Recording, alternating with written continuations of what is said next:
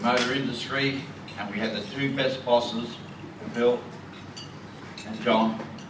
John, I have never seen him get angry. Even the mistakes. He never got angry. All he said was, can we fix it? Yeah, well, we'll do the best we can. So, and all the time, same with Pin. Pin caused a few of the problems. So, sort of, yeah. And the cars meant everything to us. Everyone took it personal. Every worker. To give you an idea quickly, these guys used to come and ask us, what are we going to do? We've got a motor show coming up. What are we going to put in there? We're workers. You're the boss. But we had input. We'll do a black one. We'll put some big wheels on it. Put a sunroof in it. We'll lower it. Put a big exhaust on it. And that's how it was. We had input. It wasn't always on paper. Everyone had a say. And they gave us that opportunity. That's why it was exciting. And that's, different things happen. So that's what it was like. It was 100 miles an hour. Best job I've ever had. I couldn't think of anything that would come close. And I've worked all over the world. So, yeah, it was great. Good one. Now, were we always good? Well, we played up a bit. I'm standing in the paint shop one day, and a guy turned up, and he's from an organisation in Perth. Stop the Asian invasion. And I said, what do you want? I want to talk to all the workers. I said, where do you come from? He said, went to the office with John Harvey and said, come out and speak to you. Good move. I said, so what? He's rambling on, I'm trying to get things done. I said, we haven't got time, mate, we're in a hurry. Come back in a couple of months, leave your brochures there. So he left the brochures there, and he left me a whole stack of stickers. So about a month and a half later, I'm walking around to the offices, and I noticed there's 4 highway patrol cars parked there. And I went, wow, that's pretty cool. Yeah, we'll have some fun, eh? What are these in for? Well, apparently they can't catch Brockys, mate. So they're coming in and bringing their own cars in and get it all done. So, okay. I go up to the back of the windows and I put 4 stop the Asian invasion across the back of the windows on all 4 cars. And they come in, and all they're interested in is the carburettors, because they just want them to go faster. So I said, all right. So I'm standing there, and I'm looking at them. They're starting them up, and they haven't noticed. And they're backing out one behind the other. They're looking at the car in front of them. They can see it all. I'm interested. It's sounding really, really good. Peter comes out, and he looks and he goes, what are you up to? I said, nothing, mate. Fan here. Fanning, really? And he says, what are you up to? I said, well, have a look at the back of the police cars, mate. And he goes, what? And he has a look over and goes, oh, you're kidding me. You're kidding me. Yeah. He said, you're an idiot. I said, all right. I'll get them off, I'll stop them. He said, no! No, don't do that. Shh. Let it go. We'll see how long it takes to work it out. We're on to it. So they come back 4 months later. They were overheating at high revs. So we're going to put a bigger water pump on it. It was cavitating in the water and couldn't cool the motors down. The stickers are still on the back. So I sat back and I thought, well, here we go. They've been booking people, chasing people, they've been at court, they've been washing them. They must have looked at them and went, well, it must be right, but they're all got them.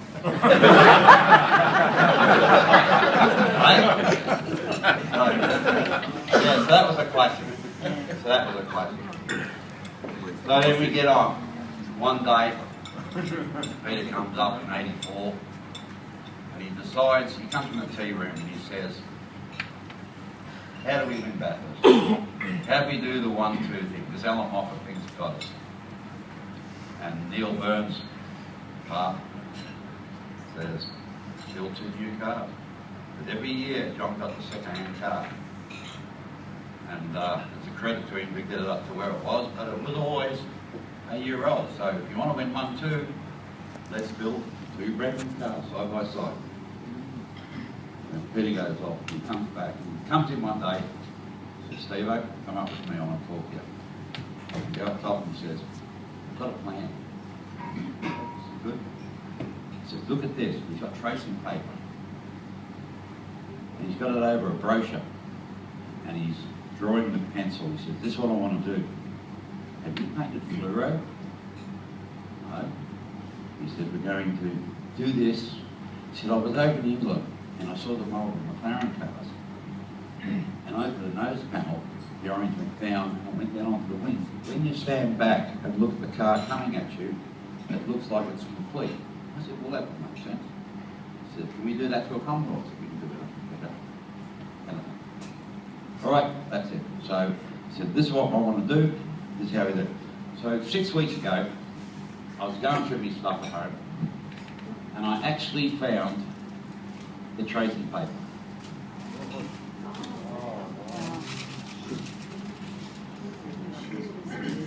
Over 5 and 25 from 1984.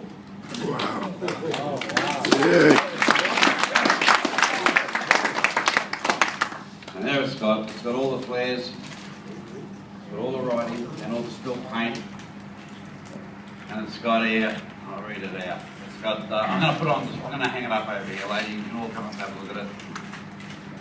And it's got DT, round flares. We decided to go round flares, not the old style flares of the earlier Commodores. We'd go new flares. And they were done in 10 days. New front spoiler. The front air ducts were PVC downpipes we bought from a plumber. We put them inside, cut them and plastic welded them and modified them. It was the quickest way of doing it. We only had 10 days. There it is. The mort was to fit the wheels. We didn't know how wide to go with the flares. So we needed the wheels on. He's going to work out the wheels. There's me, white fluoro. I knew what I was doing, apparently. And Wayne King, or his nickname was Wayne King. He was a sign writer. So the fluoro all over the front guards, down over the front guards, down on the front. So there's all the tracings that Peter and I did. And that's the first time I found them since 1984 when I took them home. They fell out of an old auto action.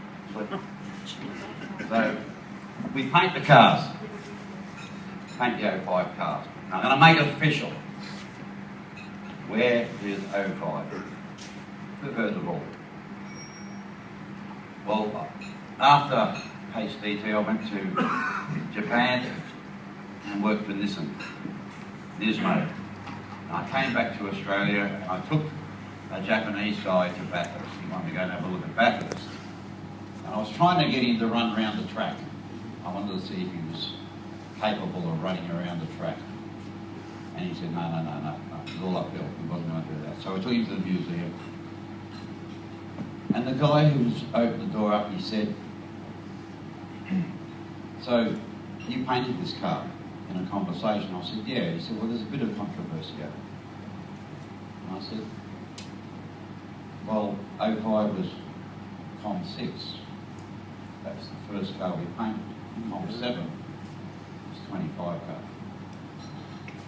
And you said, oh yeah, that's easy to say. Tell whether this car here is A5. Because at 3 a.m. in the morning, I was getting tired. I actually got a paint run inside the boot. So we actually painted under the floor, inside the whole cab, up on the ceiling, even though we put the roof lining in, the whole lot, in the engine bay, inside the boot, the whole bit, and outside. But this paint run, and I didn't want to have to paint it again twice, I didn't have time. I started Friday night and it had to be painted for the poster Monday morning. No mucking around, painting them, baking them, changing colours, inside, outside, baking. Over the whole weekend I had 4.5 hours sleep by myself.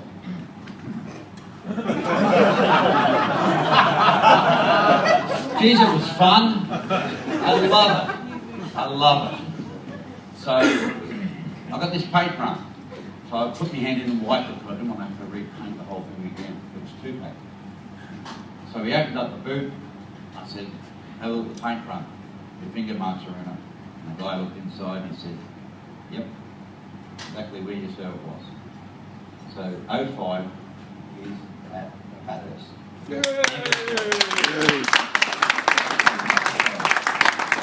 So we do that.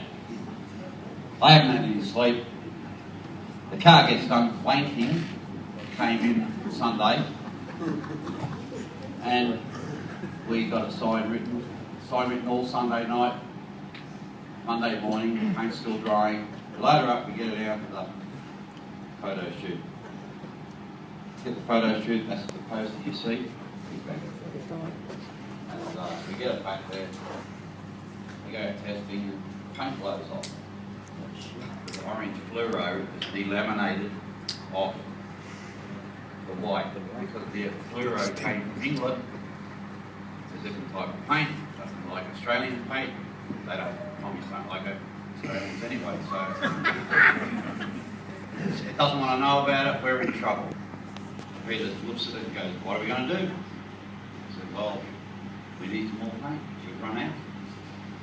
They used putting that stuff on John's car because it's going to be laminated. Okay, get some more. So he gets on the phone. It's coming. It's coming. We get out to, I start peeling the paint off and washing it off with water, and it's just peeling off all the fluoro. And it's a disaster. And he comes out and he goes, get out to the airport, the paint's there, get it and come back and get the new stuff on and work it out. Yeah, okay, we can do that. So I go out there and they come up and they put 2 concrete bags. They've sent fluoro pink powder. And I've just looked at them and gone, this is getting a little bit hard. Alright, so ring Peter, I've got it worked out, I know what I'm going to do. So I shoot down just down the back of Hastings here at North Melbourne with Spartan paints. So I go down there and we use Spartan Europacryl on the cars. So I go down there and I say, there's some powder. Oh yeah, right, it's pigment, that's cool. Don't worry, we'll mix it up for you. Easy. Job done. Alright. I'll go back and prepare it. Next day, they come in with 8 litres of fluoro paint. We paint the cars, we paint John's car. Job's done, we are loved. This is fantastic. Saved. We go up to Bathurst, we finish 1-2. Actually, John's car was, I think, it was 1 lap down at the end. But if it hadn't been for the gear shift, it would have been right up there at the front of the road. Right up the front. Bit of Loctite, a couple of bolts came out. Probably a chance John could have won that one. But anyway, that's another story. That's next year. Gets to about November. The paint rep comes in from Spartan. Got all this paint there. We're buying so much paint. We're punching out so many cars. It's incredible. And he says, Steve, how'd you paint? Cool. So I walk out, a white, juice black, bit of clear, beautiful. And there's a 12-ton truck backing in with about 10 200-litre drums on the back. They made up a batch of fluoro orange, and we own it. We've got this orange paint, and Peter says, "What's this?" I said, "Paint." And he says, "What do you mean?" I said, "It's fluoro orange paint." And he says, "What are you going to do with that?" I said, "I don't know what we're going to do with the paint." He says, "What are you talking about?" I said, "Well, we own it." "Oh, no. What have you done to me?" I said, "Apparently they can only make them up in batches." "Oh, all right, I'll sort it." So Peter walks off. He says, "John, you got a mission." You got a mission. Get rid of it. So I'm saying, again, so I bolted to the paint shop, hid in my little corner, and one of the guys, I think it was Lewis, came around and he said, "You're not going to believe it. They got rid of it." And I said, "All of it?" "The whole lot of it." So I don't know which way it went round, but one of them sold it to the Melbourne Fire Brigade, and they painted the ladder trucks with it, and that was running around in HTT orange. And the other part that they had ended up on the back tails of Qantas jets. In fact, they were Qantas flying in HTT orange fluoro. And they said, "You know what we named it?" I said, "No, what'd you name it?" They said, "Reflex." I said, "What'd you name it that?" He said, "Well, it was a reflex reaction. We had to do something, mate, and you're in a hurry, so that's how it comes." So that's where all the paint went. That's where it was. It was on the planes, and it was on the fire trucks running around Melbourne for years. So now there's a lot more I can talk about, but I'm not going to. Well, I'm going to come back next year, and I'm going to talk about individual cars next year. The Monsters, the Specials, the O'Neill brothers, how they come, why they come. And there's a couple other ones too, a couple of little special funny ones next year. So thanks for keeping Peter's dream alive. You keep the cars looking immaculate. They look nearly as good as they do. They left the shop. Much better. They've had repainted. Right. So thanks very much. See you next year.